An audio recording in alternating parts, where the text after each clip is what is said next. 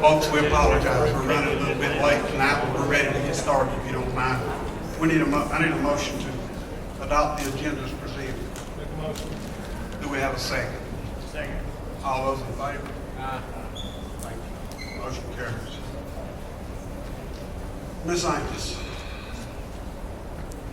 Good evening, everyone. We are so glad that you are here tonight. We thank you for coming out. We have a little bit of business to take care of in the work session, and then we're definitely going to honor our students that are here tonight. And so it is good to see you. Mr. Williams, I'd like to thank you and your staff for helping us and setting all this up this evening. And some of you did a great job with our sound and everyone, so thank you for taking care of us this evening. First up, we have some facility updates, and Kim Bennett and Steve Robinson, if you will come up and come to this podium, if you will. Well, I guess you can go right there, that's fine. Yeah, I can see that one. If you will give us an update, in particular, the roof projects that we just talked about recently, and just give us a bit of information. Good evening, members of the board. His name is Dr. Fox. We have met and spoke with Donnie, and we have met with the same. Can you hear me now? Yeah. I'm just really sorry. Just lean into it. I won't put my mouth on it here. So we have been in discussions regarding the roofs at Burnsville and Mountain Heritage. We had received state funding on that from some hurricane relief funds. We are working with Donnie to get an RFQ prepared for architectural services. I did send him some information today to start that process. Once we get that RFQ, then we will bring that to you and let you all know. That will be to get the process started so we can look at getting these roofs repaired as soon as possible. Do you have any questions regarding those projects? Thank you, Kim. While you're there, if you all will give us a FEMA update and some of the repairs and things you see. So we're still meeting with FEMA, usually on, I think on a bi-weekly basis, sometimes it's weekly. I know we have some site visits coming up. We're still providing them documentation and just working with them to get some of these things that we have been talking about moving forward, and just whatever, questions that they have, make sure everything we have is uploaded. Steve's been working closely with people who have been coming and has some things coming up this week. I don't know if he has something he wants to add.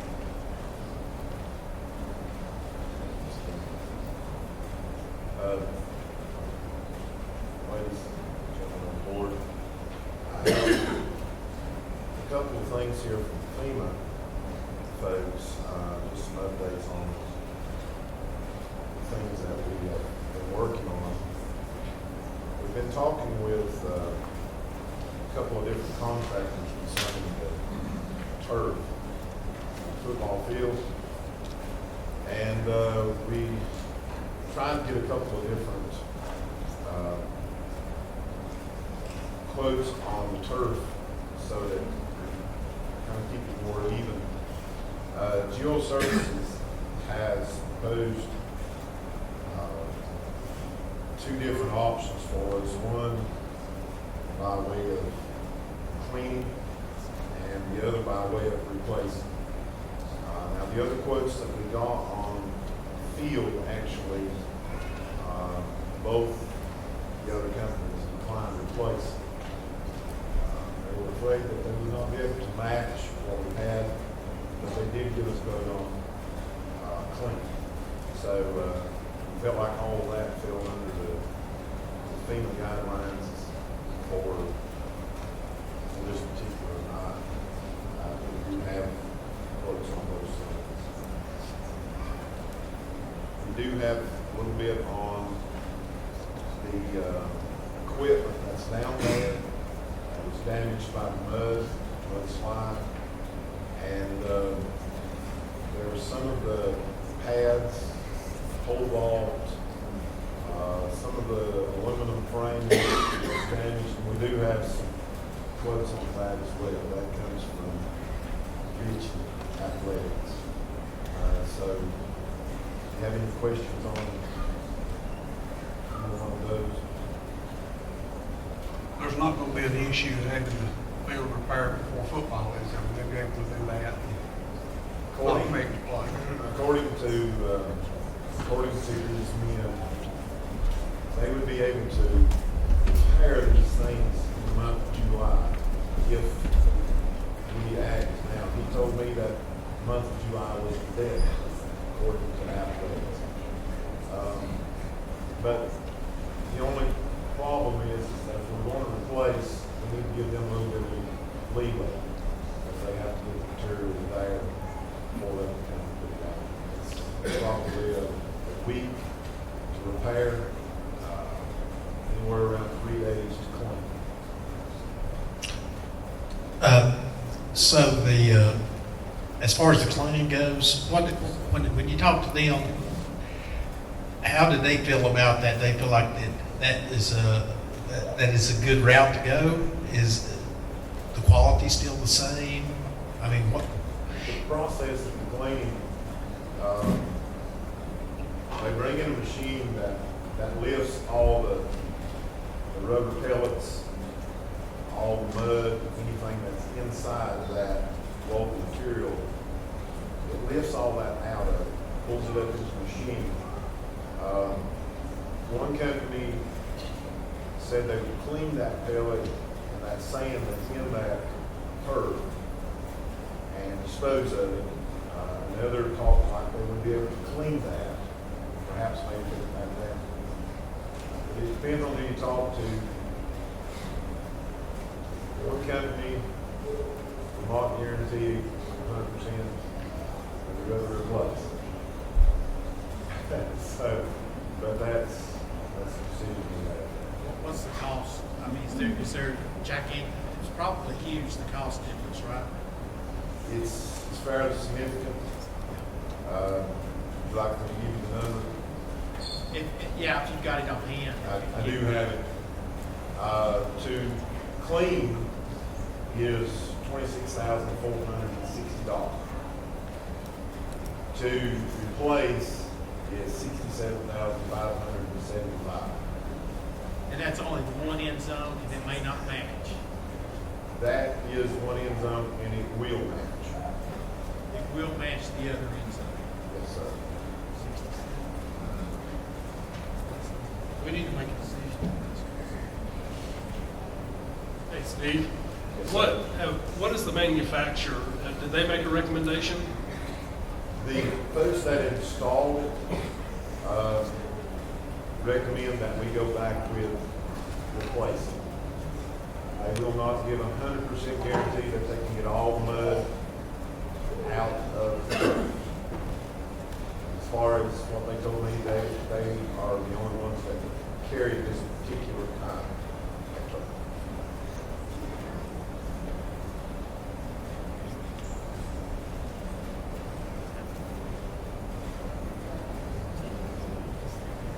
So Kim, if we were to replace this turf, this would be something that we could get reimbursement from for FEMA or no? Yes, this is something that we are submitting to FEMA for reimbursement. We would just, take it out in our turf replacement, and then once we are reimbursed by FEMA, that would just go back into that pot. I'd say if that's a manufacturer's recommendation, that we would probably follow that recommendation to replace. Yeah, I think so. We need a motion to reflect. I'll make a motion, we replace the turf. So we have a second. All those in favor? Motion carried. Thank you, Steve. Any questions?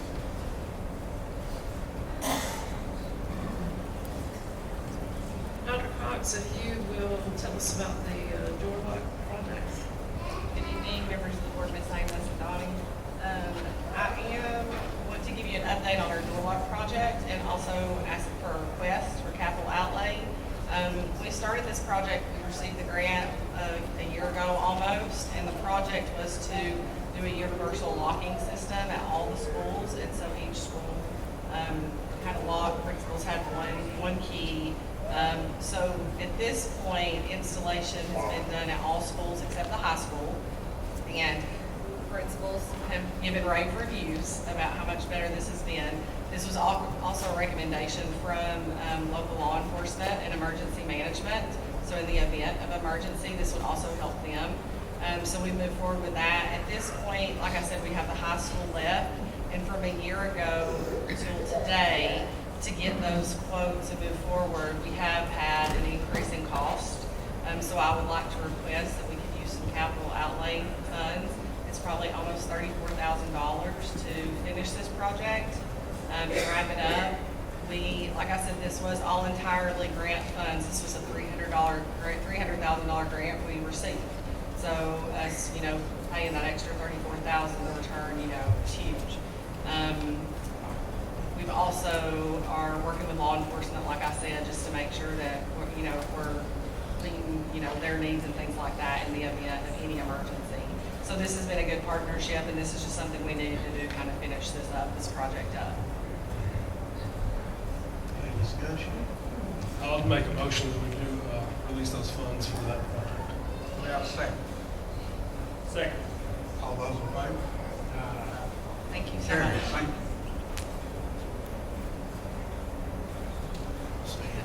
If you could give us a little more information on the wells, as we know that we continue to have some concerns with water on the eastern end of the county. Fortunately, we've had to close school a few times due to water main breaks, and so this is something that we've talked about with the age of the system. We would like to be able to just, in those times, be able to convert from city water over to well water whenever we do have emergency situations, so that we can continue on with school. And so, Steve, what can you tell us about possible wells in this area? Okay, thank you. I'm going to go back over the well classification. The well classification has to be a state classification. And with that classification, I did get a couple of different well companies to talk to me about this. They were all pretty close on pricing. It's anywhere between $15 and $25 a foot for drilling. And that is whether they get water or not. That's just the way they operate. It is in fact $25 a foot for casing, which has to go into that hole. And consensus about the casing is that it has to be grouted entirely, because it's a state well. It has to be grouted, has to be in grout entirely, and it has to have a minimum 4x4 slab around the head of the well. The permit for the state well is required. That costs approximately $350. And the state requires testing of these wells every 3 months. Gallons per minute will determine the supply per person and may necessitate multiple wells on larger school sites. Now, that's just to remind you what we talked about before. This information is new. Regarding Burnsville Elementary and East Yancey Middle School, in order to know if the well on these properties would be sufficient to supply enough school, we pulled the average use for the past 6 months. At current, East Yancey has 252 students or so, give or take, one or two, either way. That is anticipating next school year somewhere around 260. Burnsville Elementary around 503, anticipating next year 520 students. Now the water usage on average, for 6 months at East Yancey, 50,857 gallons per month. At Burnsville, the average water usage was 88,750 gallons per month. Now, after talking with some of these folks who do this, they said that we would need in the neighborhood of 20 gallons per minute to supply a building of these sizes. Ms. Amos asked me to look around at neighboring areas through these schools, and we found out that there were some folks that had drilled wells in the area anywhere from 410 feet with 10 gallons per minute, 430 feet, 6 gallons per minute, and 900 feet with a half gallon per minute. Now, that doesn't mean that if we drill anywhere, so, it could be more, it could be less, it could be dry, but could easily get that 20 if we get the right thing. Some of the contractors that I've talked to said that there could be a difference in gallons per minute, 6 feet apart. And we currently have a well at East Yancey. It was used at East Yancey from the time it was built until we got city water. So we do know that that well supplied that school for a lot of years. And it's possible that we can get all the water we need from that well today. But in order to find out, we would have to go and have a drawdown test. And that means putting, I'm sure you know, we'd have to put a pump in the well and let it run for 24 hours to see what we get. And then we just have to go from there on that. Talk to Shane Dale about if we do get that accomplished, he said we'd have to have an RPZ put in, and then we'd have to do some valve. When the water goes off, we just turn some valves and run off the way. So that's pretty much the information I have about it. Anyone have any questions about that? Steve, I do. Have you looked at putting in some kind of storage unit that we could pump out of from those wells if we weren't able to get the 20 gallons per minute, that we would have a 5,000 gallon reserve, 10,000, whatever, reserve place that we could draw off of? It's usually not a long time, but. Right. I haven't looked into that, but that is a very good suggestion. The odds of us getting 20 gallons a minute from a well is pretty slim. So the way you make up for that is you add storage. You have enough storage for your capacity, and then your 20 gallons a minute. It does change some things as far as treatment and all that jazz. Like we did at Claremont, All Creek, all those had storage tanks to make up for that, but it's not something we haven't done before. So. Did they hire a water witch?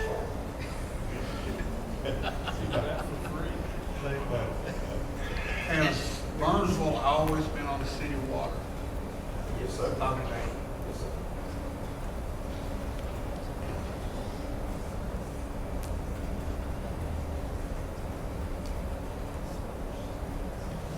So I'm going to ask, there are no other questions, I'm going to ask Steve to bring this back to us in June. And that way we'll find out more about storage and just possible options, and then also getting us more of a estimated cost. I do think that that's something that I'd like to hear about. I know that the state is looking at prevention in the future, ways to help us future storms. So I'd really like to explore this because I know that these are the two schools we seem to have the most issue with. And then from there, we could go to Cane River and Blue Ridge if needed. So thank you for that information. Any other questions for Steve? So you're gonna look, will you go and look about the storage too, and just kind of look at the cost of that? Is there anything we need to do right now, or can you, how about as far as getting that done, that lease Yancey? I mean, how much is that gonna cost? Do you have any idea to do all that? They will not say what it will cost to do a drawdown test. It just depends. So you can bring all that information to us, we can get that done? Yeah, okay, that'd be great.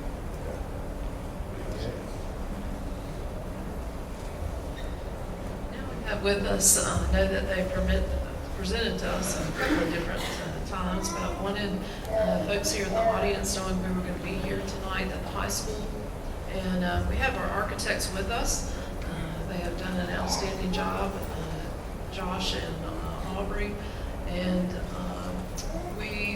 the board had asked them to conduct a facility study for us here at the high school, and that's what they did with our other 5 schools in the past. And we taken this information then and applied for grants through the state. So this is very helpful information to us as a community and as a board. And I asked them to discuss some of the repairs that were needed. And from this information, our hope is that we are going to apply for a state grant in August. And it could help to with all these repairs or suggestions that we have. And hopefully we find out about that grant next spring for the high school. So we know that this is a continuation. So we thank you all for being here tonight and appreciate your service.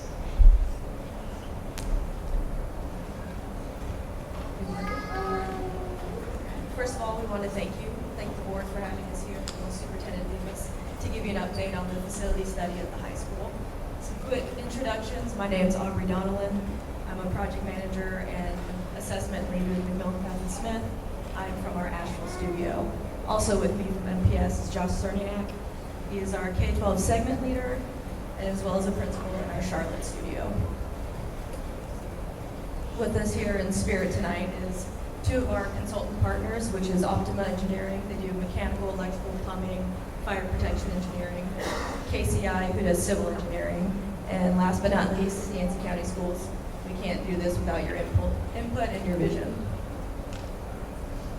We'd like to run you through our facility approach briefly. It's broken into 3 main phases. The first of that is discovery. That's where we do our on-site investigations and our reviews. Ideation is where we develop the programmatic needs of the school. And then synthesis is where we pull all of that information together and come up with a plan for the future. First, we're going to focus a little bit on the discovery phase. Our on-site review starts with deficiency reports. We geolocate any issues that we find. We take photos, provide notes. We then will assign recommendations to each. We organize them by category. We also rate them. To the right, you'll see our rating or our score chart that we like to use. Our primary focus is 1 through 3, which 1 being the most critical. And then we also will assign costs to these issues, and then come up with categorized focused areas.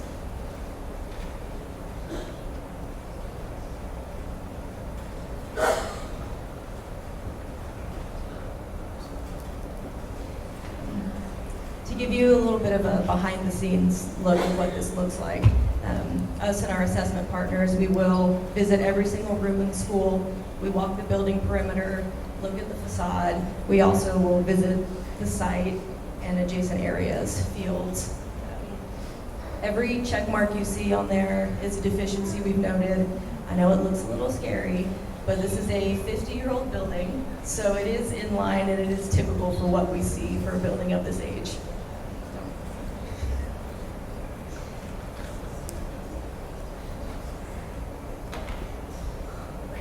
And then all those deficiencies we noted, we put them in these main categories and we provide a rating to them. First, we're starting with the site. That would include sidewalks, your asphalt, landscaping, no major issues there. Next would be your building envelope, which is your exterior building materials. So your brick, your siding, exterior doors, exterior windows. Again, no major issues, but the windows are still original. Technology has advanced quite a bit since then, so it would be great to update those for better energy. And then we have the roof, which I think we all know that it's hitting the end of its life. So we would recommend replacing all of the roofing. It is rated as a 2, so it's not dealt with sooner rather than later. It could cause a snowball effect of other areas. So roofs are typically a priority. Interiors, that would include your flooring, your walls, ceilings, interior doors. Again, no major issues there. Dated, again, 50-year-old building. It's the wear and tear we would expect from a building of this age. 2 is health, safety, and security. There has been a lot of updates to codes, ADA accessibility, security at schools has evolved quite a bit over the years. So by no means is it unsafe, but we do recommend upgrades to bring it up to more current standards. And then lastly is your mechanical, electrical, plumbing, technology systems. The HVAC equipment, it's at the end of its life. There's some electrical panels that are still original. So we'd recommend replacing those. The goal is to get 50 plus more years out of this building. Next, we'd like to cover the ideation phase. So where we develop the program needs, areas of improvement, come up with a few options. We had a great focus group meeting with district leadership, and we focused on strengths, weaknesses, and opportunities at the school. Hands down, the strength everyone agreed on is this is a beautiful, unique campus. It's flexible and it's comfortable for the students. In terms of weaknesses, it is a spread out facility, so with that comes some security and safety challenges. It's also hilly here, so accessibility challenges can also be a weakness. In terms of opportunities, we'd like to utilize more of this beautiful property, expand and create needed academic, administrative, athletic, and more communal spaces for the students. In terms of more building interior, and implement some more safety and security features, upgrade your major systems, mechanical, electrical, technology. That has also changed quite a bit since 1976. We'd like to replace any outdated materials, finishes, bring it back into this century. And then another thing we talked about is restoring and revitalizing that amphitheater, making it usable again and bring it back to its original intent and its original glory.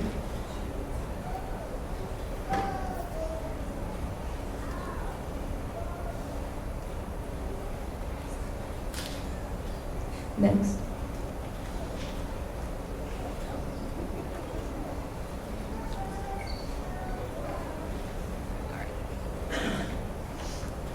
So to expand more on creating more space for these programs that are some existing, some growth in the future. The 3 main additions that we focused on were an administration addition, a CTE Innovation Center, and then an auxiliary gymnasium. And we'd like to start right at your main entry with an administration addition. The program that would be included in this would be a secure vestibule, reception, waiting, offices, all support spaces needed for an admin space. Some major pros of this location is you now have a secure entry to the school. Administration has views of all visitors coming in, your bus drop-off, pickup. It's also more centrally located in the school, so it's not tucked away anymore. It's kind of in the center. Another pro is that because that entrance is up on that 2nd level, there's an opportunity to add classrooms on the lower level, so we can get rid of that mobile unit and bring everything into the main building. And these are very simple massings, just to give you an idea of the scale. This would be a 2-story addition. From the front, it would look like a single story, back to 2-story, and it would be about 8,600 square feet. Then moving over to our CTE Innovation Center. The program in there would be the culinary, food lab, health, nursing, EMS, EMT, the auto shop, early childhood development, and then space for some future programs, potentially aviation, HVAC, plumbing, robotics, drones. A major pro to this location is its proximity to the existing building. It's not separate, it's truly a part of the original building. We can reuse the existing CTE shops. It's difficult to convert those into anything other than a shop, so we can take advantage of that. Minimal disturbance to school. It can be built while school is in session. There shouldn't be any major issues there. Another thing is we can take advantage of some of those beautiful views. So again, just a simple massing, 2-story, 15,000 square feet. We are showing the potential for some outdoor classrooms up on that classroom level. And what this also does is it provides some breathing room. Currently, those windows are looking directly onto roofs of some smaller buildings. So this would, provide a bit more breathing room and some better views for the students. It also, with the drive behind the building, your shop entries become truly back of house. And then last on the list is the auxiliary gym. This would house basketball, volleyball court, a wrestling room, a weight room, locker rooms, coaches' offices, health classrooms, JR, OTC. A pro of this location is its proximity to the existing gym. It's right next door. Another major plus is the land is already flat. There's not a lot of earthwork or utilities that have to be moved. And minimal disturbance to the school while it's under construction. Another big advantage is we have the opportunity to add an elevator lobby, so then you can flow between those spaces a bit easier. So again, another 2-story building, approximately 27,000 square feet. The main court of the auxiliary gym would align with the balcony at the existing building, just based off how the grades work there. And then these last 2 slides, I want to give you an idea of how much program is identified to relocate to either one of the 3 buildings we just talked about, or the Ag Barn or the CTE expansion. So as you can see, anything in green now becomes a renovation opportunity in the existing building. So that would be level 1, and this would be level 2. And one of the big advantages is now we can increase the size of that cafeteria and the kitchen. And the existing administration, once they move, that can become a guidance area. So a lot of opportunity to create much needed spaces for staff and students. The last phase is synthesis. You're gonna have to stay tuned for that. We're still working on that one. So hopefully we'll be back next month to provide you with some costs. Thank you again for having us. Thank you.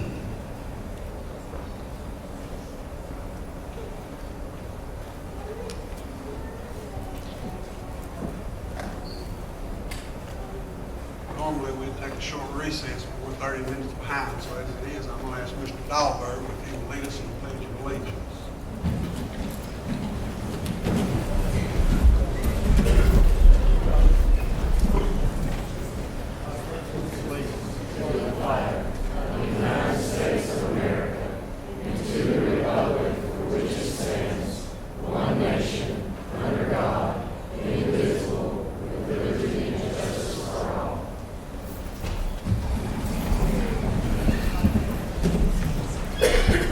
Amos gets the good news.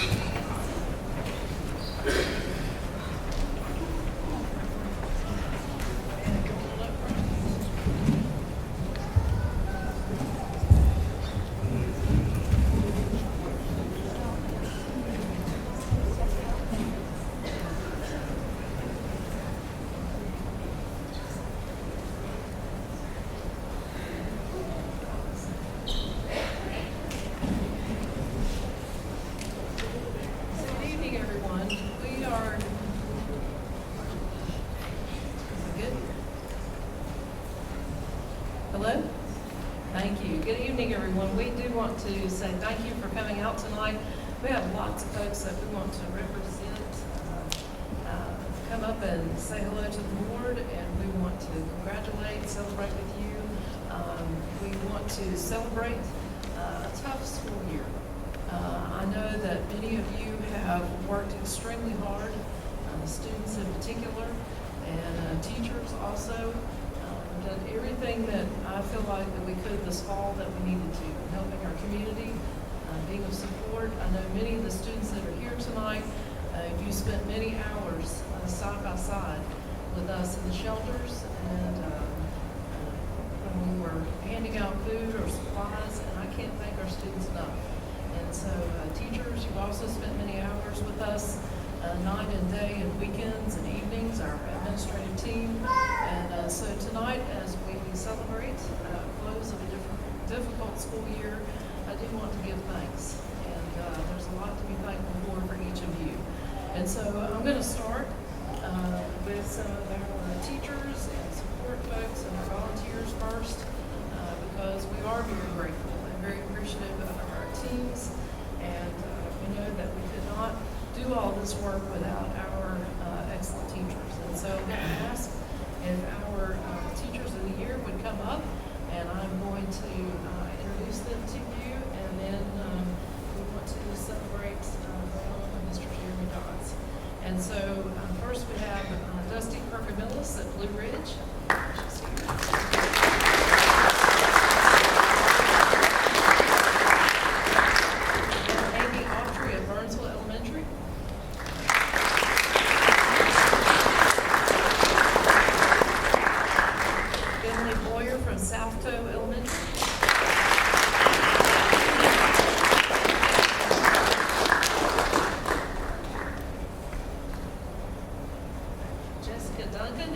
Yancey.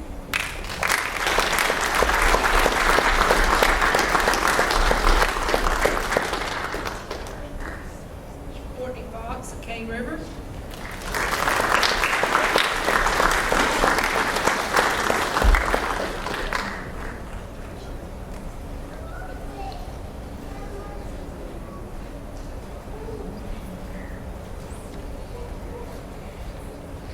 And also Jeremy Dodds at Mount Heritage High School.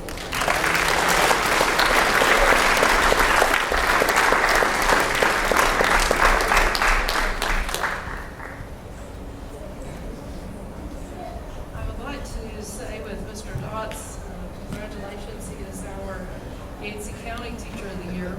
I know that we're going to celebrate in just a minute with his students. We recognize him for a couple of different awards tonight, but also say thank you to his kids for helping build the tiny homes and being on Good Morning America, and most recently This Old House was here to film at the school. And so very proud of our students, very proud of him and the program. And so let's give these Teachers of the Year a round of applause.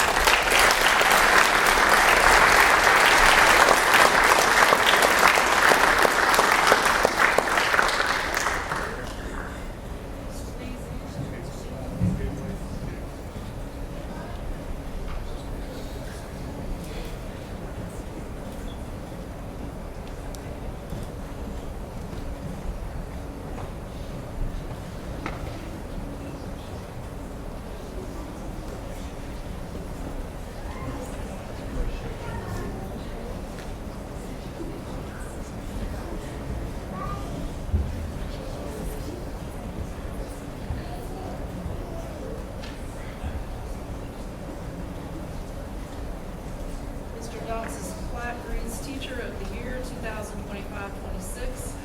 Jeremy Dodds, Mountain Heritage High School, is the supreme art of a teacher to awaken joy and creative expression and knowledge by Albert Einstein. Thank you for being an inspiration to us all, and we appreciate you from the Yancey County Board of Education.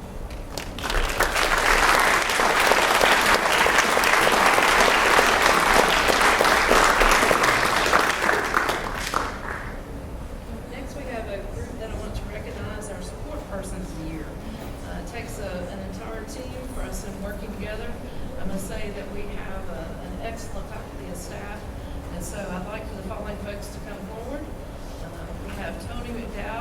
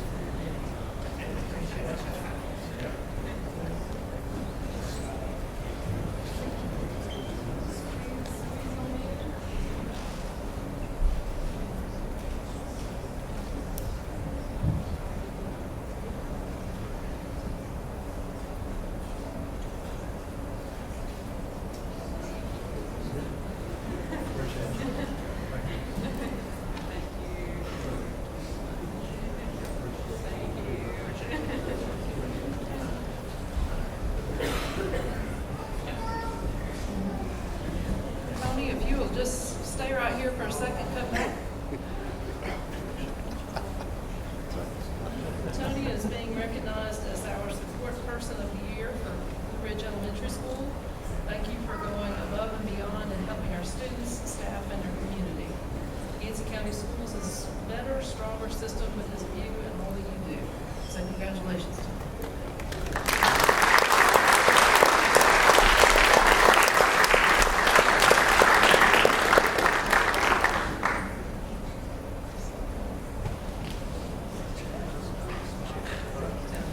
Next, we have our Volunteer of the Year. I know that everyone on this list is greatly appreciated for coming and assisting with our students. The principals are very appreciative of this group. And if you're here this evening, we'd love for you to come forward. From Burnsville Elementary School, Lord Baird.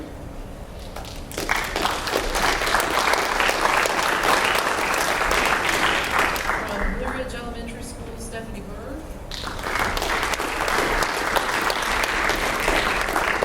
Salto Elementary, Lynn Metcalf.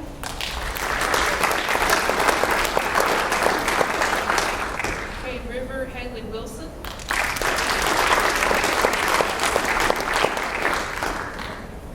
East Yancey Middle School, Dustin Duncan. And at Mountain Heritage High School, Summer Ray.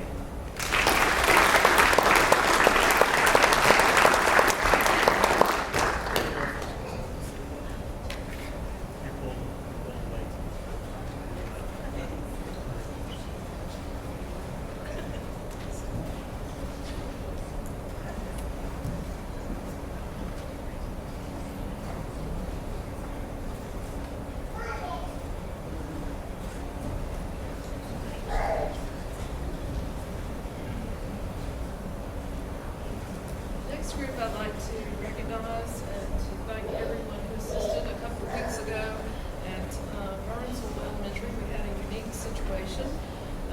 We have dealt this year with various infrastructure issues, water, electricity, all those things. We knew after the storm that many things would need to continue to be worked on. And so this was an accidental gas leak. It had to do with our facilities and working on a parking lot and so forth. And there was a group of folks that came together and acted really quickly.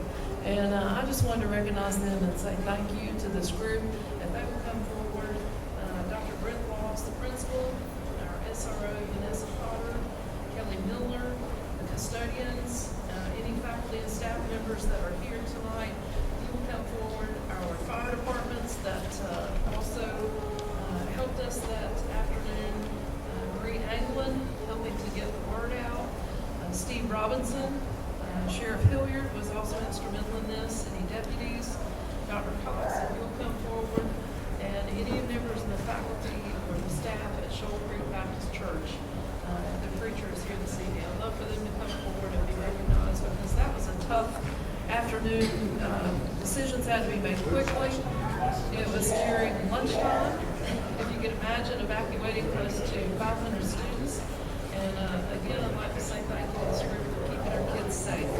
And so they did an outstanding job. So let's give them a round of applause.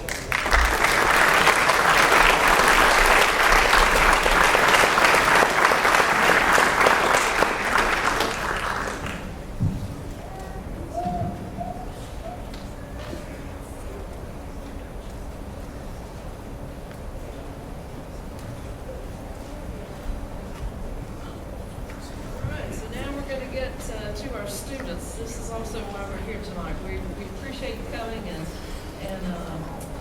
we love our kids. And so I'm going to ask if you are a student at Cade River or East Yancey, if you'll come and stand over here on the wall for us, because we're going to call your name out and then come up on the stage. So if you're a student at Cade River or East Yancey and you're being recognized with FBLA, any of the athletics, if you'll come up and Dr. Cox is going to call your name out.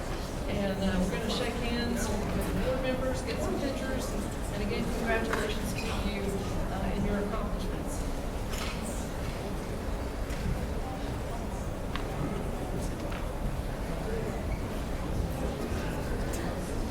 Good evening, students, families, faculty, and staff members. As we begin each section, I would like to ask that if we have any club sponsors or coaches here present to please come up and join your group. And at this time, I would like to ask Ms. Cynthia Deaton to come up. I've got some helpers for some of these sections. She's going to call out this section. And students, when we call your name individually, if you go through, then step to this first step and we'll get group pictures at the end, okay? Thank you.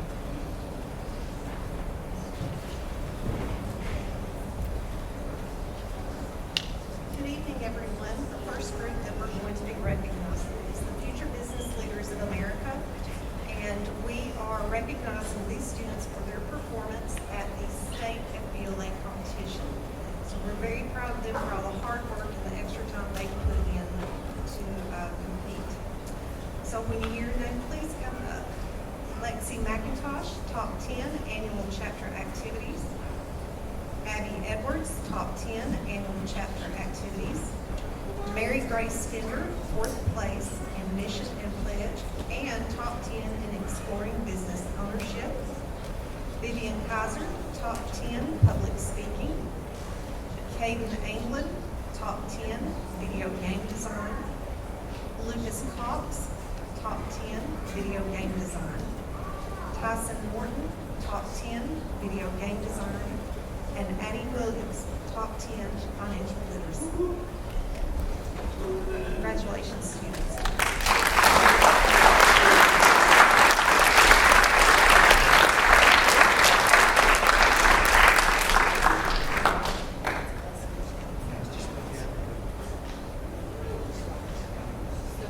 Step up right here's perfect.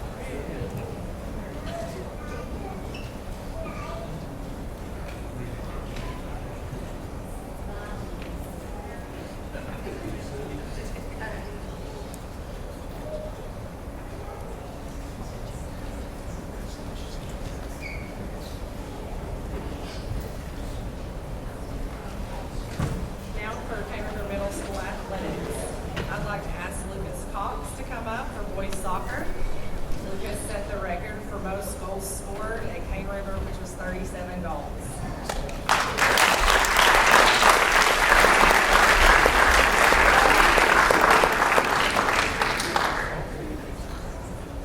And if Miss Vivian Kaiser is here for girls soccer, she set the record for most goals scored also at Cane River Middle School with 26 goals.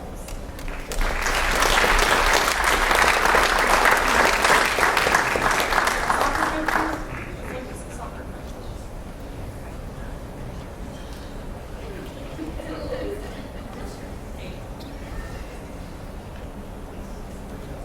Good job. Also, I would like to introduce Miss Melinda Silver, and I meant to call her name out with the camera. So next we have East Yancey Middle School FBLA. They are sponsored by Mr. Wade Sheehan, and these are the results from their state competition.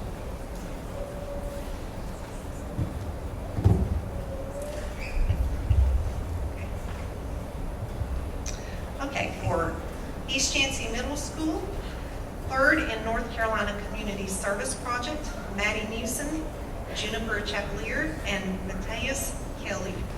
Top 10.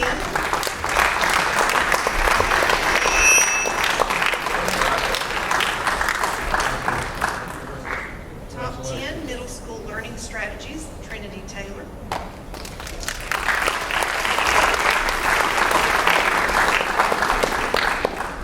And top 10 annual chapter events, Roland Dahlberg and Eden Ayers. Congratulations.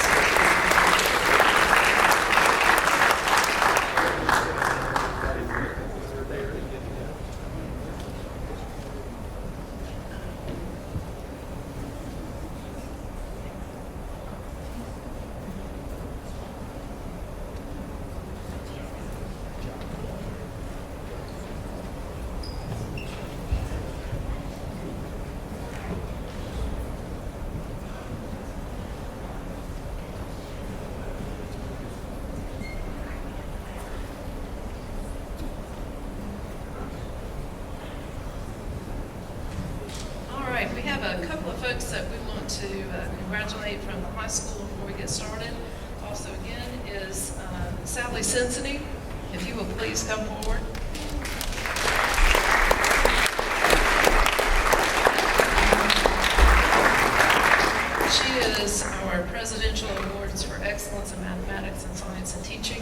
honor. This is a national honor, and it's impressive. She was able to go to DC, receive this award, and so we can't be more proud of her. We know she's an excellent science teacher here at the high school, and to be recognized nationally for all of her work, just know that we are excited for you and proud of you, and thank you for representing us well. So congratulations to you, Sally.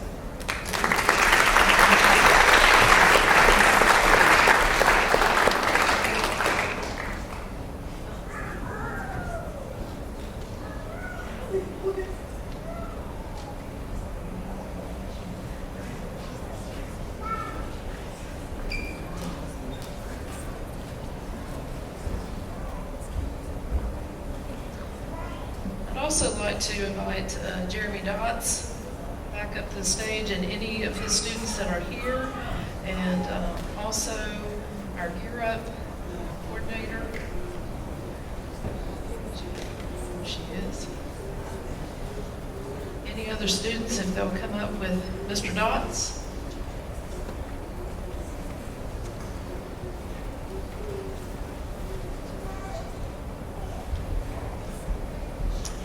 We appreciate Gail Granton and all that she does with this program, and we love App State and our partnership there.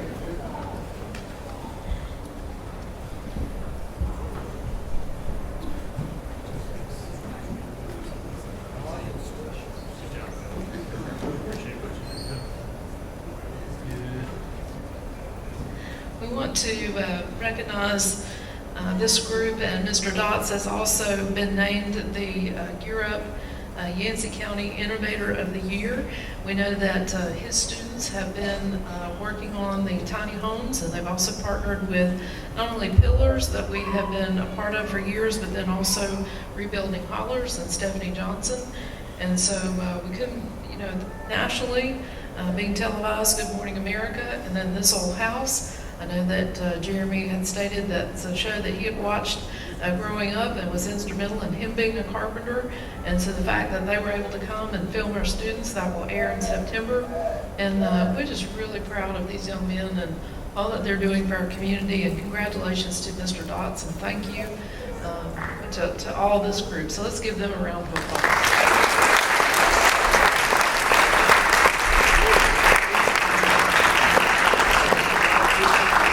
Step forward on the step there, and they're going to come up behind you. I'm short.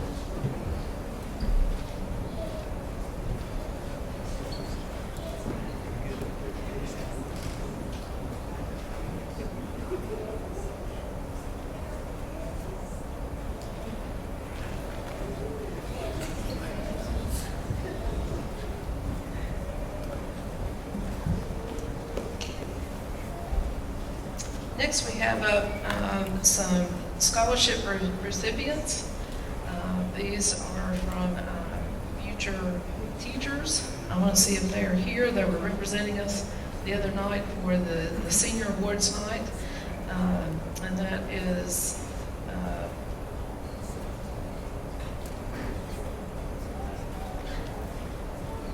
McKinley Pate and Autumn Smith. If they are here this evening, if they would come forward. These are our future Teacher of the Year scholarship winners. This is from the Board of Education, gave out scholarships to them for $1,000 each. We look forward to being future teachers. And we said, when you finish up your degrees, we want you to come home so that we can possibly hire you one day. So congratulations to them. Let's give them a round of applause.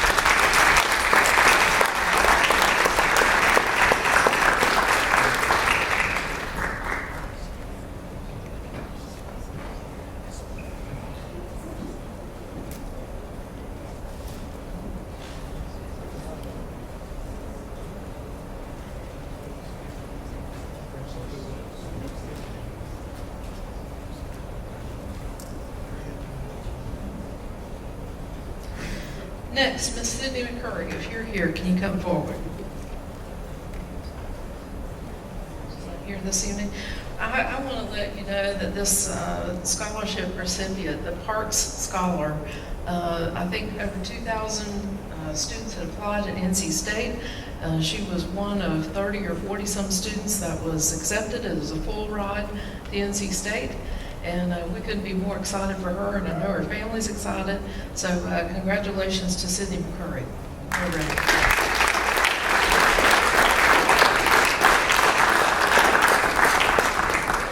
We also have another student we want to recognize in the Governor's School Acceptance, and he'll be going this summer and representing Mountain Heritage High School, and we are appreciative and excited for B. Tyner. So B, come on up.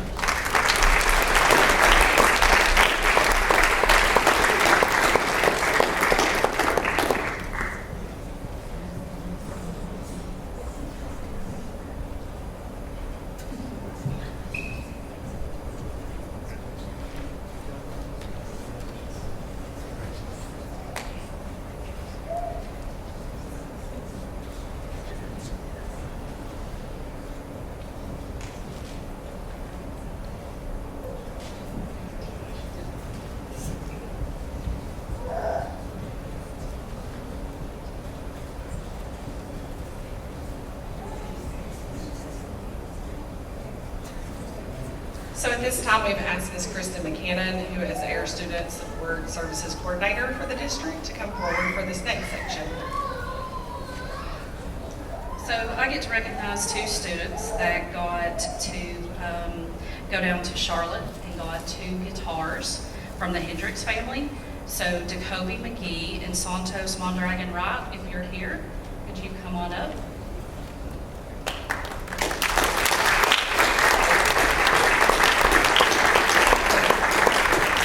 So both of these boys were gifted guitars live on stage in Charlotte at a Hendrix tour experience.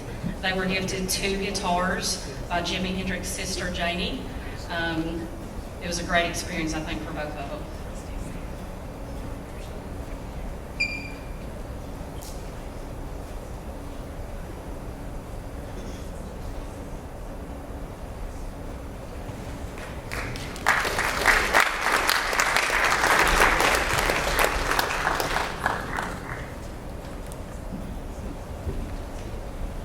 Okay, our next group is Mountain Heritage High School's FFA chapter.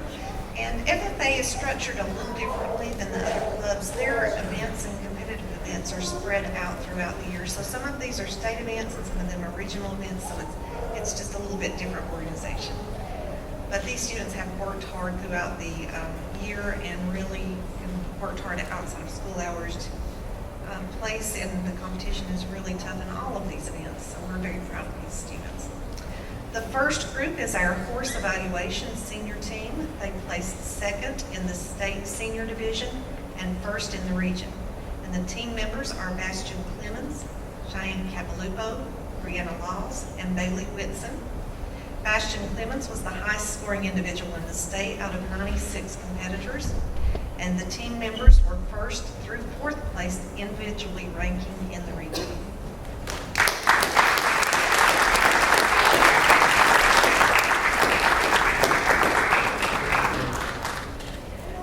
The horse evaluation junior team was first in the region, and the team members are Riley Huckabee, Kaylee Buchanan, Charity Googe, and Bella Hughes.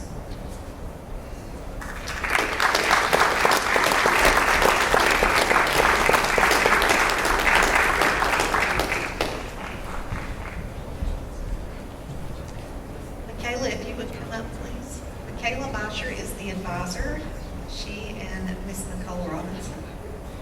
Be with us tonight.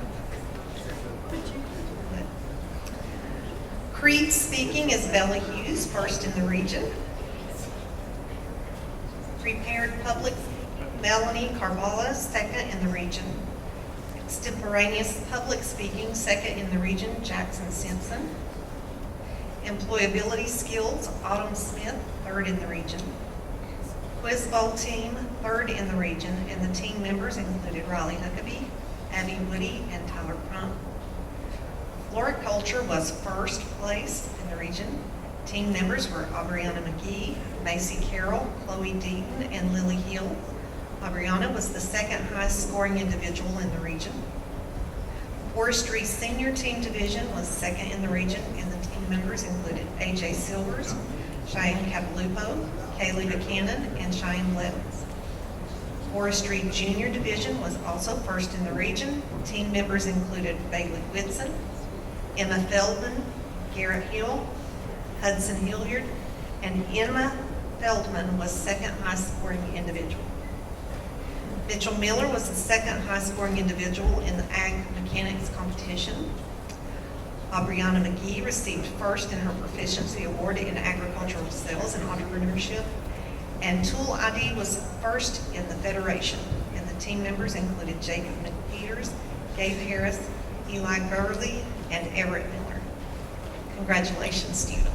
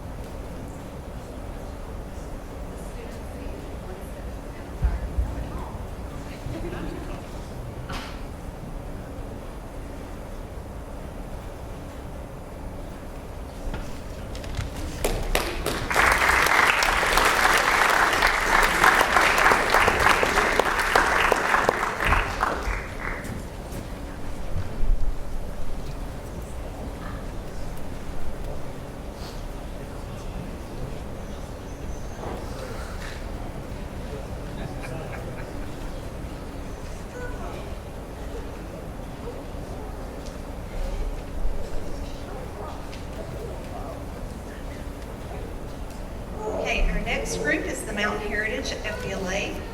They're being recognized for competing at the State Leadership Conference. The advisors are Ms. Kim Silvers and Heath Treadway.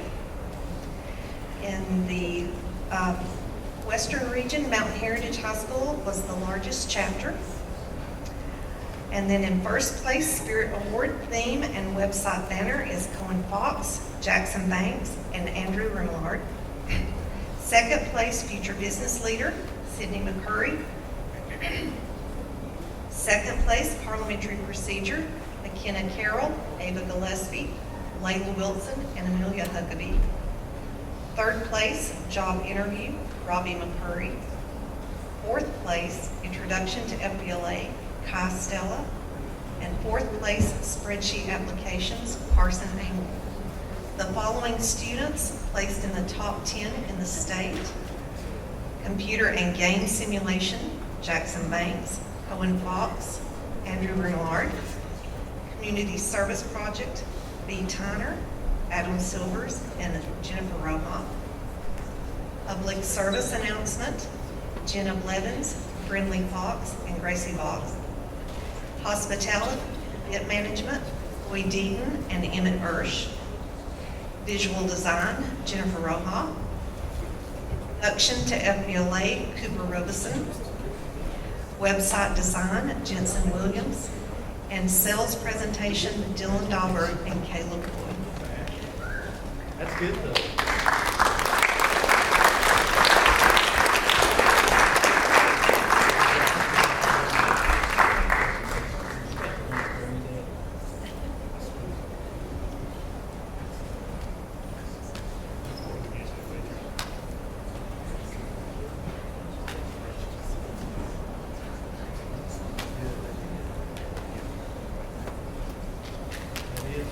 Congratulations, students.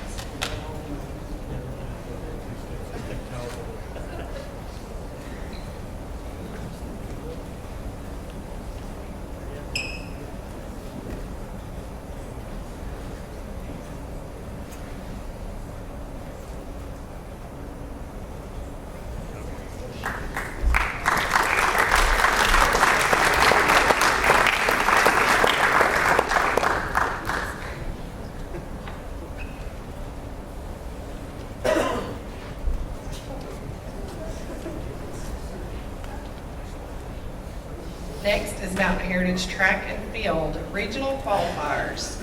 For long jump, Caleb Roy, Cole McGee, and Kyla Phillips.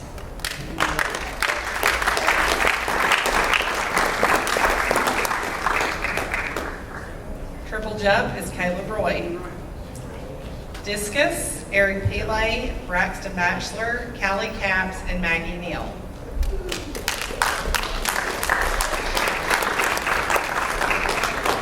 The 400 and the 200 is Dylan Dahlberg.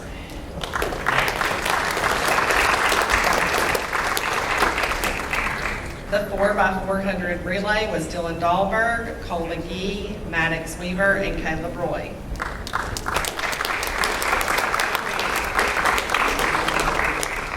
Shot put was Braxton Batchelor and Maggie Neal.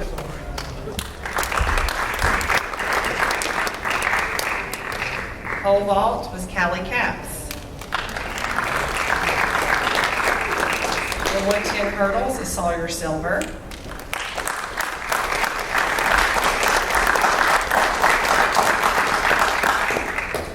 .300 hurdles is Sawyer Silver and Diego Reyes. And alternates for events were Jackson Banks, Cooper Robinson, and Adam Silvers.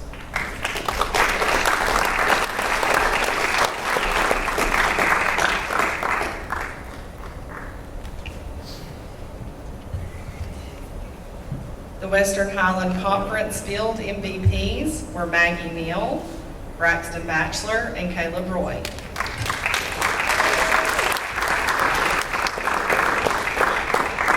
State qualifiers, Callie Capps was second place in regionals and discus, and Dylan Dahlberg was 400 and the 200, and Dylan also broke the school records in both those events.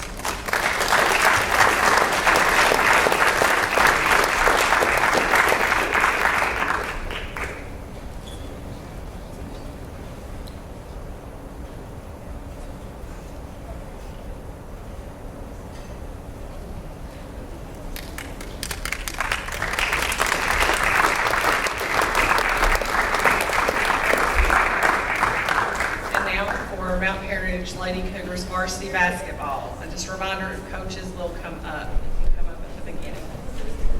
So the overall record for the girls varsity basketball was 26-4. They were the Western Highlands Conference and tournament champions, and they were undefeated in conference play. The Western Highlands Conference all-conference players included Maggie Neal, Grace Brooks, Lily Neal, Layla Worley, Chloe Morrow, and Callie Capps.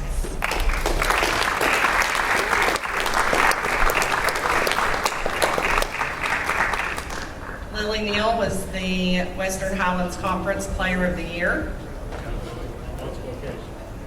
The Western North Carolina All-Star team included Lily Neal and Chloe Morrow.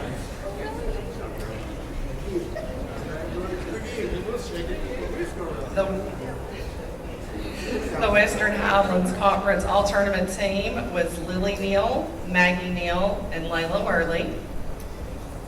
The Western Highlands Conference Tournament MVP was Lily Neal, and she also scored her 1,000+ career points. And she was also All-District second team. The Western North Carolina Sports Award Banquet Scholarship recipient was Chloe Morrow, and Miss Susie Shelton was the Western Highlands Conference Coach of the Year.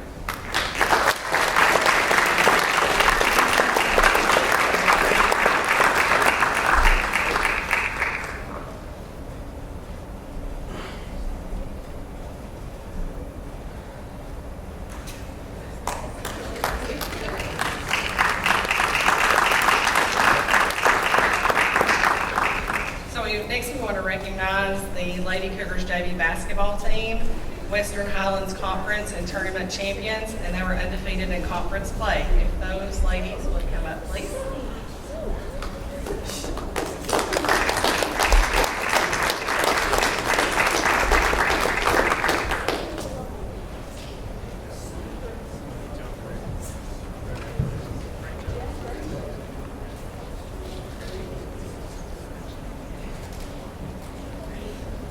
Their coach is Mr. Franklin Cox.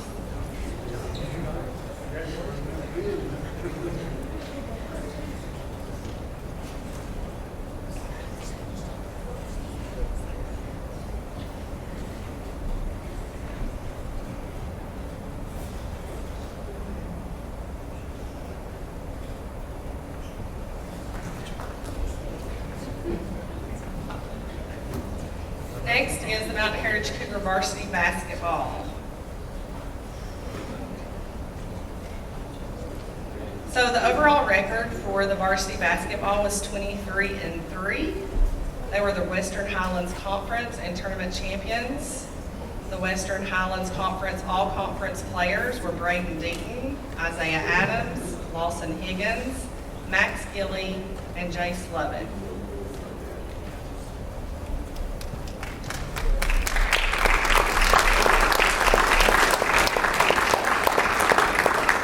Western Highland Conference all-tournament included Lawson Higgins, Max Gilly, and Braden Deaton.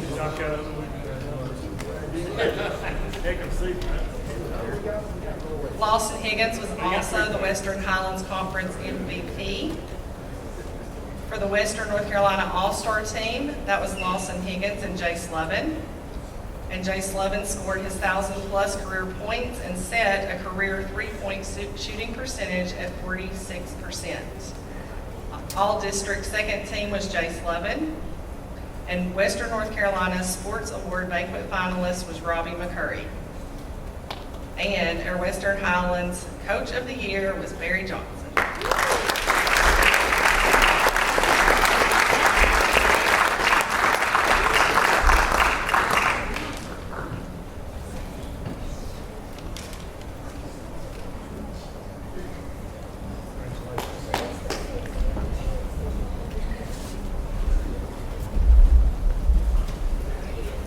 So next, if we have anyone from varsity football, so Cougar varsity football.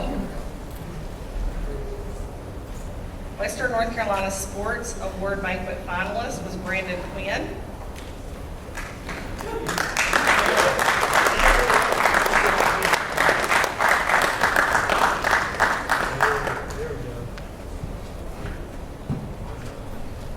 And for all the team, the whole football team, they were the Western North Carolina Sports Award banquet finalist.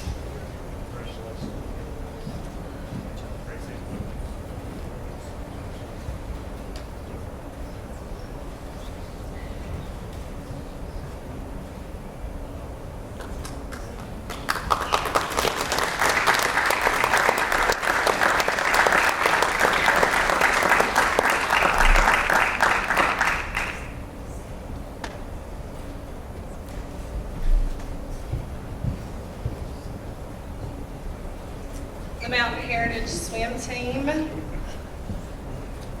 the Western Highlands Conference All-Conference Award goes to Mari Imagalova.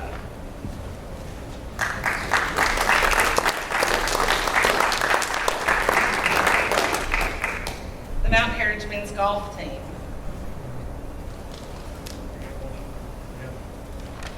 I was waiting for their coach to come up because I think I see him standing back there. Carson Anglin, if you will come up. Carson Anglin qualified for regionals from the Western Highlands Conference. He finished regionals in 4th out of 66 qualifiers, and that placed him in the 1A state championship round that was on May the 12th and the 13th.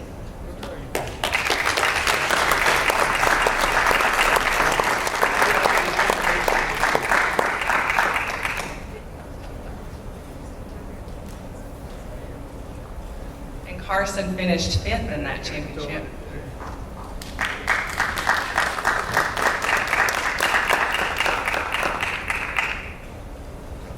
Rain home next time. Got 2 more years. The Mountain Heritage Wrestling Team, freshman of the year was Max Frazier.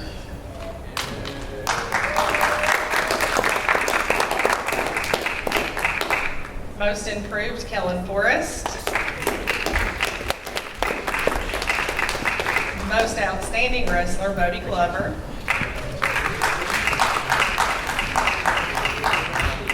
Regional qualifiers were Max Frazier, Kellen Forrest, Bodie Glover, Adam Pate, Elijah Pate, Sawyer Silver, Chase Vaughn, and Brandon Quinn.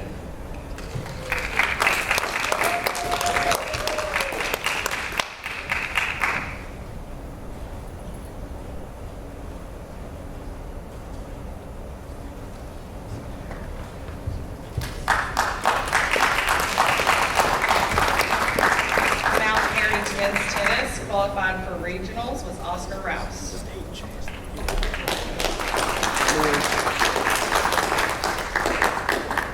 Mountain Heritage Softball All-Conference was Layla Worley, Sydney Stiles, and Ella Buchanan.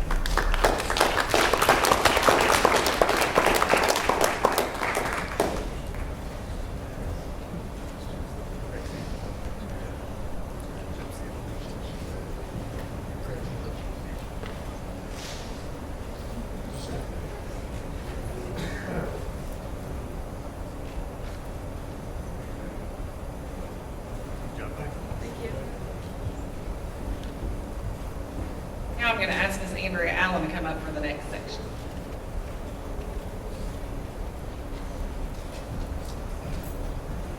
Good evening. At this time, we would like to recognize those individuals who have received their National Board certification. They were newly certified, and also those that have renewed their certification. From Mountain Heritage High School, we have Haley Daniels. Cane River Middle School, Judy Davis. East Yancey Middle School, Casey Davis. And Mountain Heritage High School, Amy Hall.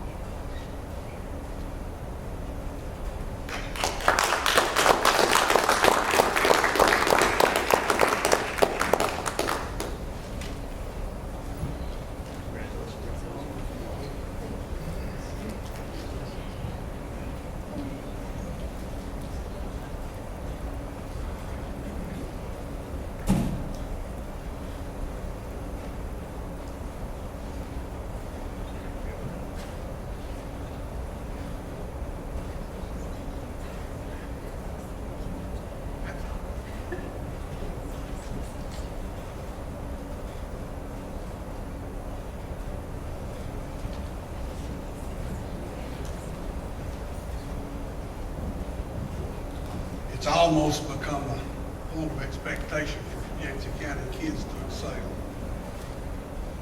We're so proud of it, whether it's a night of excellence, whether it's a night as we honor and appreciate what they do. But there's some parents out there that go out of their way to make these things happen. They make sure those kids are in practice. They make sure they have what they're needing. For that, we thank the parents for what they do to make these things happen. Mr. Dots's class is second to none. We have watched that class receive accolades throughout this nation. It's unbelievable. We're so appreciative of what they give back, what each student's give back to the community.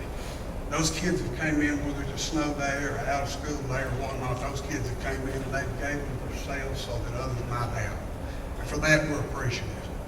But at the same time, sometimes there's things that go unnoticed in our system, things that sort of slip through the cracks. But there's people behind the scenes, whether we realize it or not, that are working and excelling in ways that others might notice that we might overlook because we get busy. Tonight, I'd like to ask our special guest, Dr. Jan Webster, the Director of Western Region Education Service Alliance, to come and make a presentation.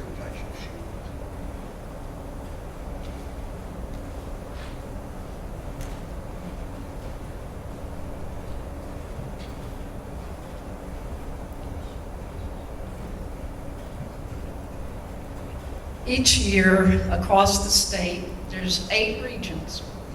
And in each one of those regions, the superintendents get together and they vote one of their peers Regional Superintendent of the Year.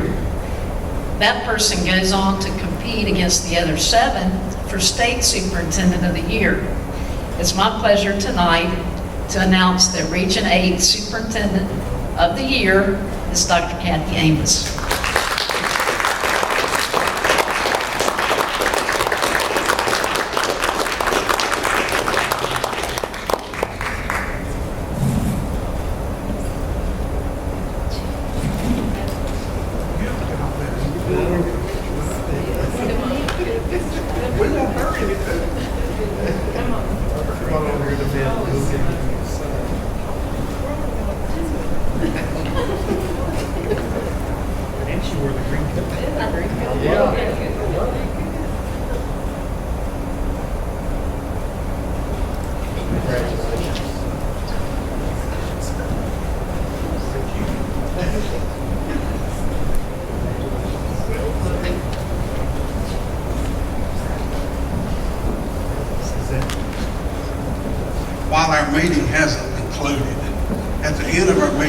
like everybody to get a cupcake or something out front. We've got the stuff out there for everybody. We'd like you to celebrate with success of Yancey County Schools.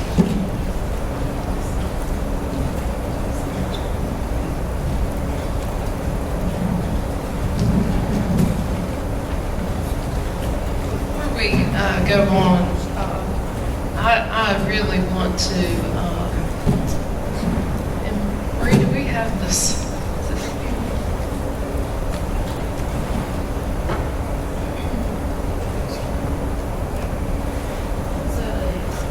State meeting recently, and the superintendents were recognized in the Western region for an award, and I really wanted to bring this home to my team. This award was in recognition of Raymond Starbaugh. It's a leadership award, and he was the first director of NCASA, and so it's given to a team. And it says, in recognition of outstanding leadership in public school service following Hurricane Helene to support their student, staff, and the community.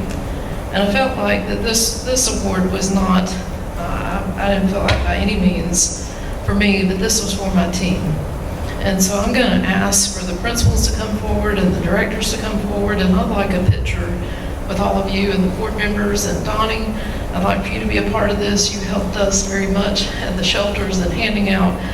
There was just so many folks that were part of this, and there's no way that, I think about in those days after the storm and trying to find students and teachers and just realizing what we were going to be facing, the supplies that were needed and helping folks, and just everybody jumped in. There was not one person when I asked them that we had a need of something that, I needed a shift to be covered, or I needed a helicopter was coming in, or the sheriff was getting ready to do something special and needed. The commissioners were getting ready to, the meetings we attended, and it was just incredible. It was a true community team effort. And so for that, I want to thank my team. Y'all mean the world to me, and we couldn't do this job without each of you. And the board, you supported us through it. It was so difficult in those days and weeks following the storm. And everybody, anytime we weren't able to communicate, but if we knocked on doors and we got together, there was just so many people that helped over that time. So I'd love for all of you to come up so we can have a picture together, because I think that is well deserved. So if you'll join me up on the stage, please. Thank you. Thank you.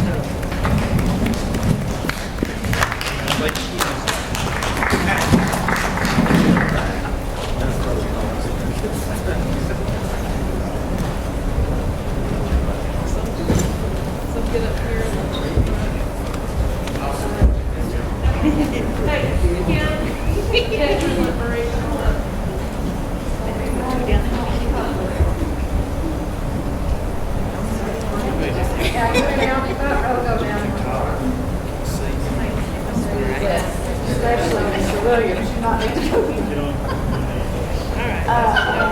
Y'all go down one more row. One more row? We got 4 rows.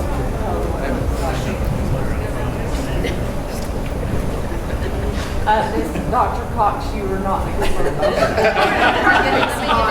Get on the end or front, or, okay, that's better. Okay. 1, 2, 3. Do a few just to be sure. 1, 2, 3. 1, 2, 3.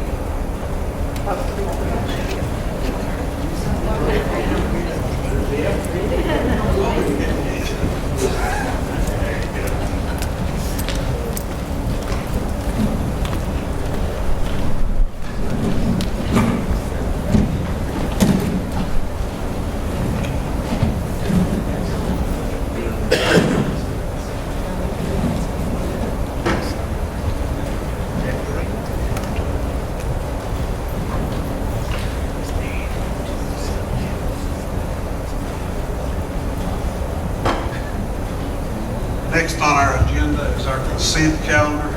And I would ask if we could have a motion to accept the consent calendar with exception of items number 1 and number 6. I'll make a motion, we accept the consent calendar minus item 1 and item 6. Do we have a second? I second. All those in favor? Motion carried.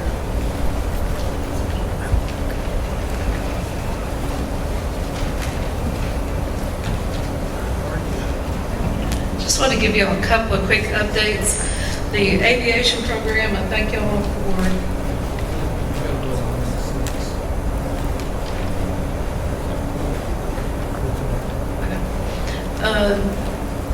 Cynthia Deaton, I'd like to thank her. She has worked on y'all approving the aviation program. She will be bringing to you some possibilities of curriculum over the next couple of months, and hopefully hiring a teacher, start in August, and then start the program in January. So thank you, Cynthia, for your work on that, and everyone involved. I know Will has been instrumental in that, so we look forward to starting that program. Also, the CTE bus and paid internships will be the bus out to be parked out here at the high school over the work days so that kids can see. I thank her in the partnership with the Dogwood Health Trust and everyone who's made that possible, and our kids going out and being able to work in the community. It's an excellent program. Testing and accountability, I want to thank Dr. Cox and all the teachers. I know the last 2 weeks, the principals have been extremely busy. I appreciate y'all saying a prayer for our high school students. They are still in the middle of their exams the rest of this week, so we wish them the best. I know that they've had a short amount of time to prepare, but we are proud of them for the work that they're doing, and thank you, Darren, to you, your staff, and the work they're doing during the exam week. I also want to thank this gentleman, if you'll stand, Mr. Robert Branch. We appreciate Robert Branch immensely, and everything that he does. He's an integral part of our team, and we thank him for all the work that he does. He does a lot of research. He does the groundwork, helping to form those relationships, the discussion. And so we thank you, Robert, and your success, the many grants that you've done. Let's give him a round of applause.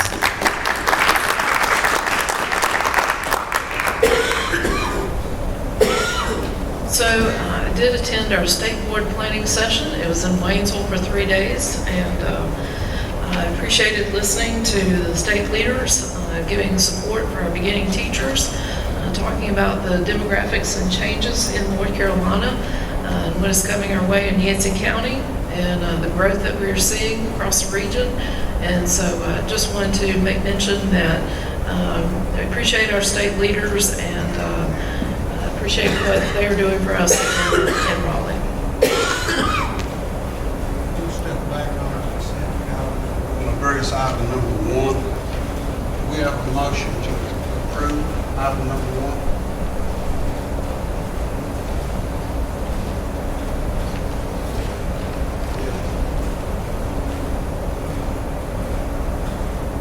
We have a motion to vote on approval of item number 1. I vote we approve item number 1. Do we have a second? Second. All those in favor? Any opposed? Mr. Brandon. And item number 6. Do we have a motion to approve item number 6 in our consent calendar? I'll make a motion we approve item number 6. Do we have a second? Second. All those in favor? Any opposed? No. Opposition. Thank you. We will move on to new business. We have Mountain Professionals Incorporated. Do we have any information on that? Yeah. I gave you the contract. I linked it because it was a lot to print, but it's just a renewal of the contract that we already Of have. the one we already have. We need to take action on this. We have a motion to approve the Mountain Professionals Incorporated contract for 25-26.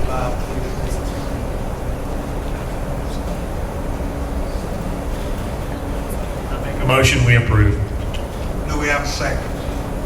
Second. All those in favor?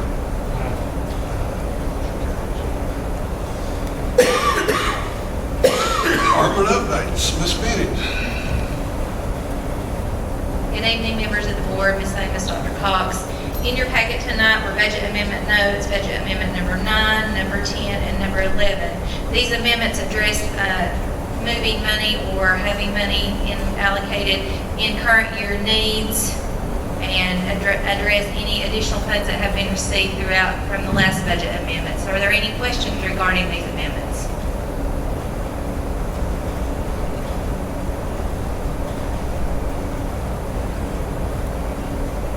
We need to take action on this. Do we have a motion to approve budget amendment number 9? I make a motion, we approve budget amendment number 9. Do we have a second? Second.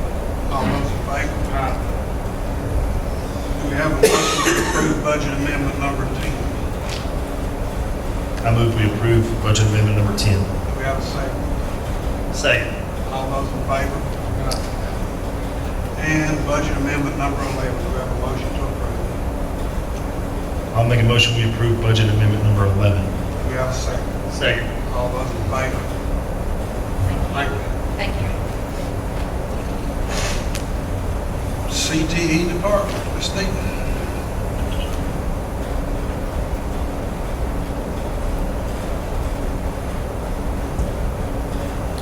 Thank you.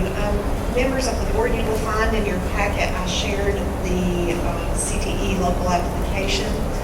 You do not have to approve that. You voted to approve that last year, but I do share that with you each year. And inside of that, there were statements pertaining to the progress that we've made toward our goals throughout this school year. And also, there was some information about budgeting in there. So all I really need the board to do is sign the assurances and certifications for this year for those to be submitted. But if you have any questions about anything in the plan, I'll be happy to answer those for you.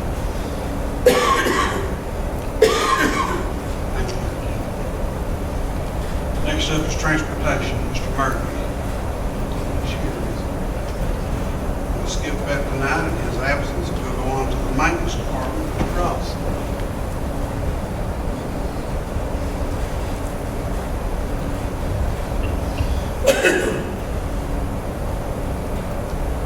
Okay, first, our department updates. We've been meeting with Alpha, which is an HVAC company that we've been dealing with, and we are on schedule to install a new water here at Burns Elementary School upon the release of school, so that way they won't interfere with any of the students there at the school. Debris removals at Michael Elementary have been completed, and at this time we're attempting to clean and mow at Michael in order to get some semblance of order down there for the upcoming celebration, 5th grade celebration that's going to take place. As well, WNC Roofing will be doing a materials drop on June 3rd at King River Middle School, and weather permitting, the project should begin around June 4th to replace the roofing over the media center area. Boiler has been removed from King River Middle School, and the installation of the new one is taking place. As well, the roofing project at East Yancey has been completed and looks very good. ECS, we spent some time with ECS engineering at East Yancey over the past month, doing some drilling on the inside of the school, on the floor, and on the exterior of the school as well, trying to find out what kind of soil compaction that we have and what's actually under there where we had the slide and cracking and walls. As well, we had the water heaters installed at the lobby in the gym area, over here in Mount Airy's gym area. So we have hot water over there this time I do have, actually I have in hand a quote from Geo Services for resurfacing the tennis courts. That was something that was desired, so I do have a quote for that. As well, exterior lining at the board building has been completed, and been meeting with different reps, different companies, ordering some supplies for the school. What is that quote for the tennis court, Steve? Two different options for the tennis court work. This is from Geo Services. I realize we probably will have to get other quotes, but the one that I do have right now for the tennis court, to repair the surfacing cracks less than 1 inch on existing asphalt surfaces, supplying and installing acrylic resurfacer approximately a certain depth in the surface areas, removal of and reinstalling the existing nets, and that includes the game lines for tennis. At this time, that scope of work would be $125,120. And for milling down the existing stone base and milling and hauling off-site, paving the asphalt, and supplying and installing the standards for the 4 courts, sleeved posts, netting, center straps, and anchors. That particular scope of work is $199,450. Thank you, Steve. So, any other questions?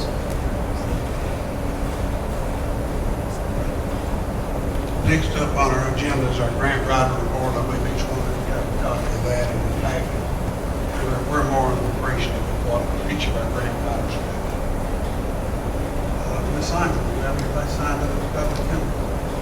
Ned Hughes. We have Ned Hughes.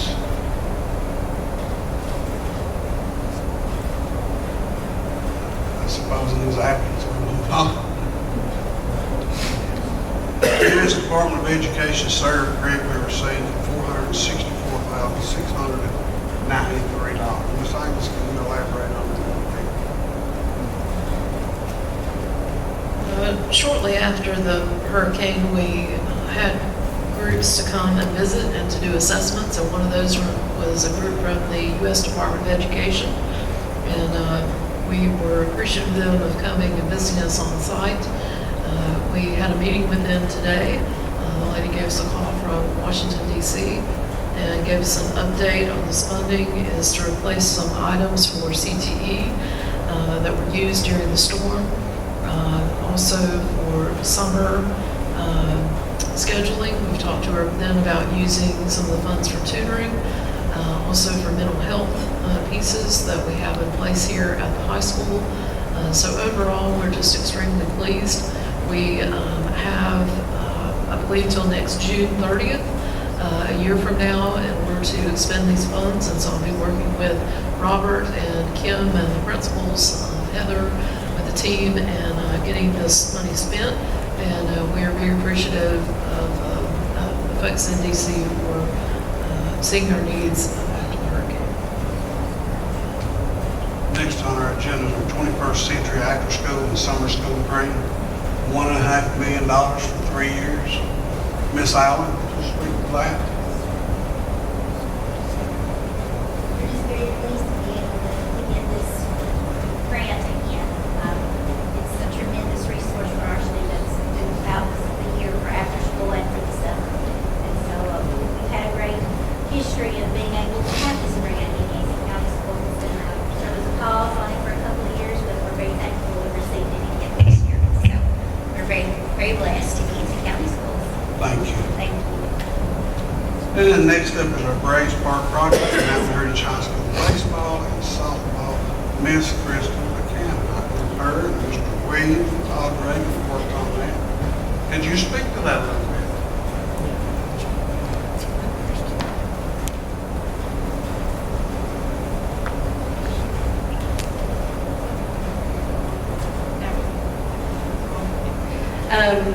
So basically what that consists of was softball fencing repairs, Will knows.